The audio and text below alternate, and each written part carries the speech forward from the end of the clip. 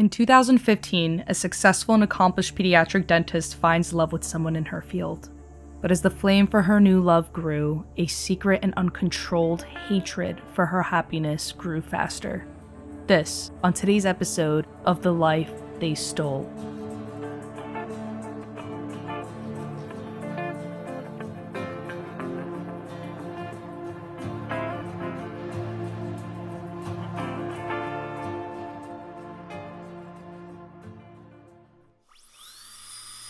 Kendra Hatcher was born on August 29, 1980 in Pleasant Plains, Illinois. She grew up in a devoted Christian family and was a gifted student that excelled in her studies throughout her academic career. When she wasn't studying, she found time for extracurricular activities such as leading her cheerleading team as captain, being on the volleyball team, teaching Bible study, and incredibly providing free dental care to children in Spain and Ecuador. Her passion led her to earn her Doctor of Dental Surgery degree from the University of Kentucky College of Dentistry. She knew her purpose was to serve those in need, and she loved every minute of it. A few years later, after finalizing a divorce, Kendra at 35 moves to Dallas, Texas, where she finds a job at a dental clinic in the city. Her work involved providing high-quality dental care for children in the area coming from financially challenged homes, and quickly became known for her professionalism, skill, and caring demeanor. In May 2015, after months of sifting through endless faces on dating apps and a few unsuccessful encounters, Kendra finds exactly what she's been looking for. She finds Ricky.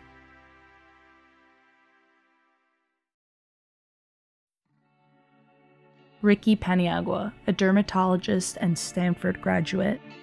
He was a kind and educated individual, sharing similar passions, including working in the medical field and helping others. A deep connection was made and things moved quickly.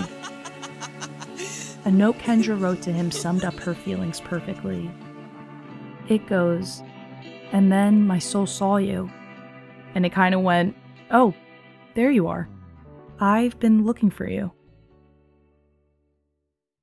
They spent that summer traveling on vacations and dining at expensive restaurants. They posted pictures smiling and hugging on social media. Their connection and chemistry was undeniable, and after only 4 months of dating, they were discussing marriage and planning on moving to California in the fall. But what the couple didn't know was that they were being watched in every single way.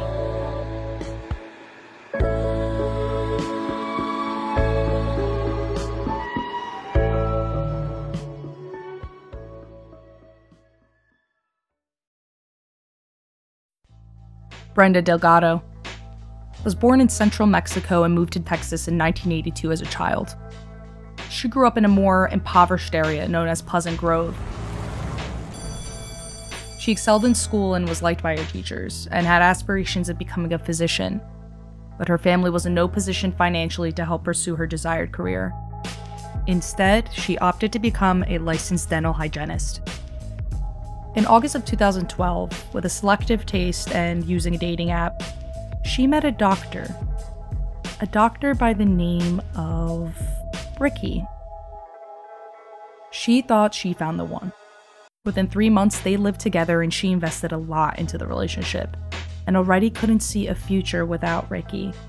But in July 2015, after 2 years together, he breaks up with her. They both chose to stay friends. Ricky seemed fine as he was moving on with his life, but Brenda was secretly devastated. In the following months, he focused on his career and opening his mind to other hobbies, like trying out a local salsa dancing class, for example. But during his second class, he runs into Brenda. He writes this off as mere coincidence. A few weeks later, while jogging down a running trail, he sees Brenda running in the opposite direction. He writes it off as coincidence. Sometime after that, he was on a date with a woman when he saw Brenda seated across the restaurant. He writes it off as coincidence. But what Ricky didn't know was that it wasn't coincidence.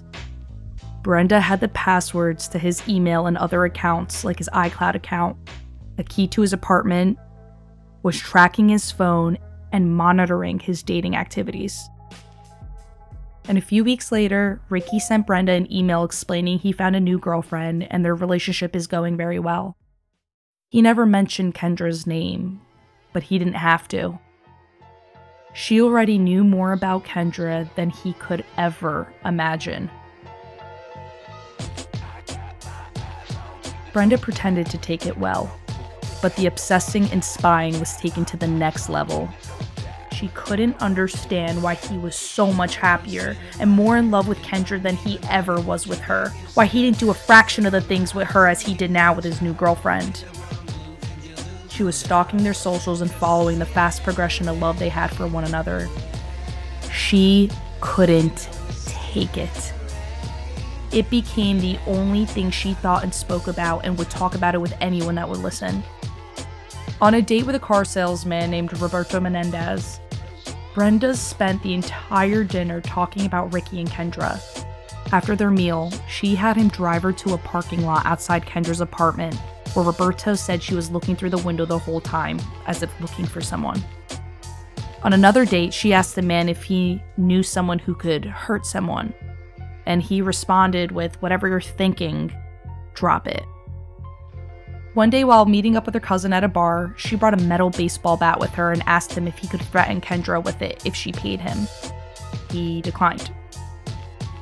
In August 2015, Brenda found a new roommate to move in and was quick to ask her to help her get revenge on Ricky and Kendra, offering her drugs and even buying her a car.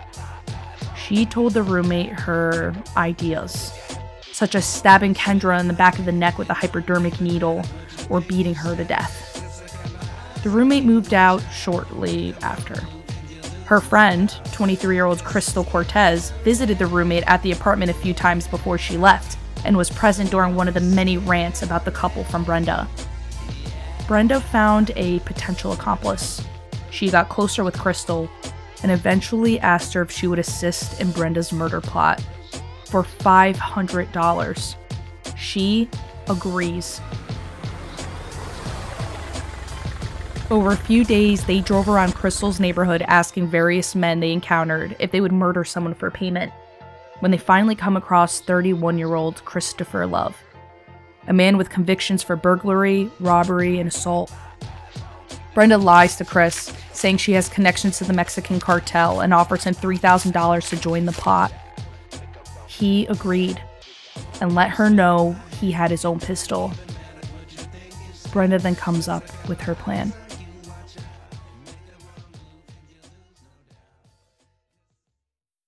On September 2nd, 2015, Crystal, while borrowing an older black Jeep Cherokee belonging to their friend Jose, drops Brenda off at a library and goes to pick up Chris.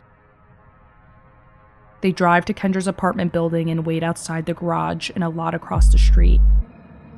When they see her arrive after returning home from work, they follow her into the garage.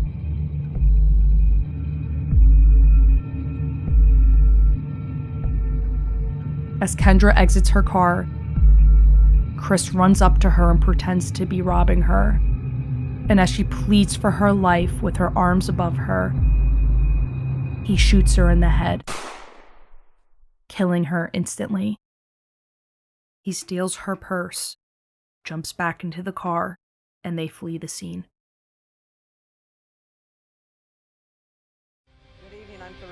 That shooting turned an upscale Dallas high-rise apartment complex into a murder scene tonight. First on Fox 1 News at 10.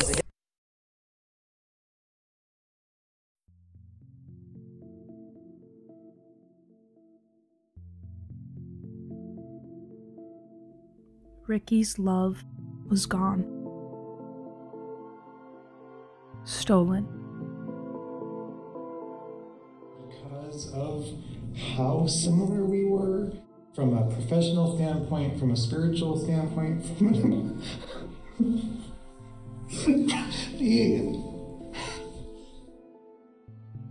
from just so many levels.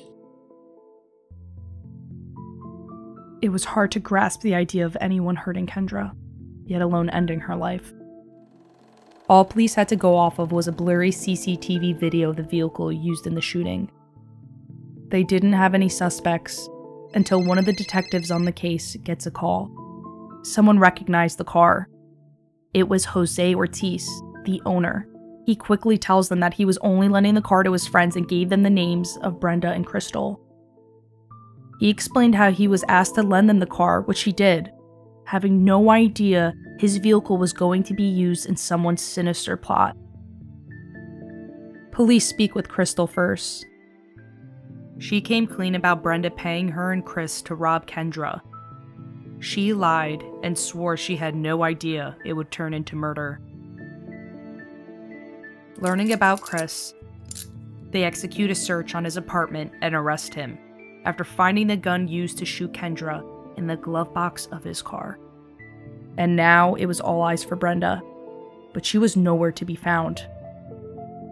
After the cruel slaying, with her dual citizenship, she fled to the small town of Torreon, Mexico, where she hid amongst family for 6 months. 2 days before she was apprehended by Mexican authorities, the FBI added the 33-year-old dental hygienist to the FBI's most wanted list, being the 9th woman in U.S. history to be added. The Mexican authorities wouldn't extradite her if she was up against the death penalty. The prosecutors agreed with their terms, and Brenda was brought back to Texas to face justice. Crystal Cortez received 35 years, parole after 15. Her sentence was reduced for aiding police with information about Chris and Brenda. Christopher Love was sentenced to death.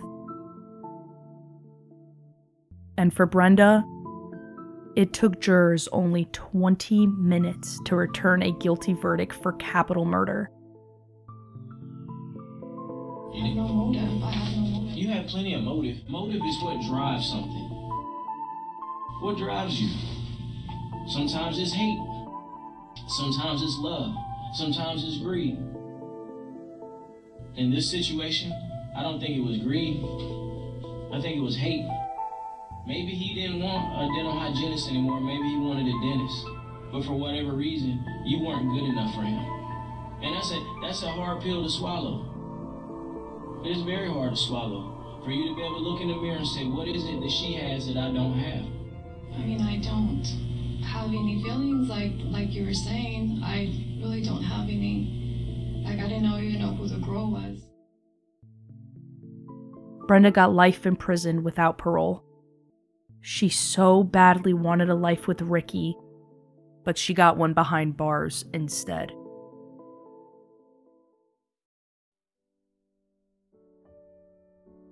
The loss of Kendra still aches in the heart of many people. Her kindness, strong core values, her pure love for others and life in general has been missing in the lives of those close to her. The killer wanted to destroy what they couldn't have.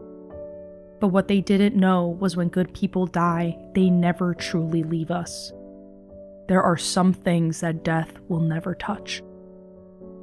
Thousands of children received work from Kendra, and every time they smile, a part of Kendra lives on forever. Sometimes with love, it may feel like there are no winners. But as poet Lord Tennyson said, it's better to have loved and lost than never to have loved at all. Kendrahatcher, her life was stolen, but her smile remains.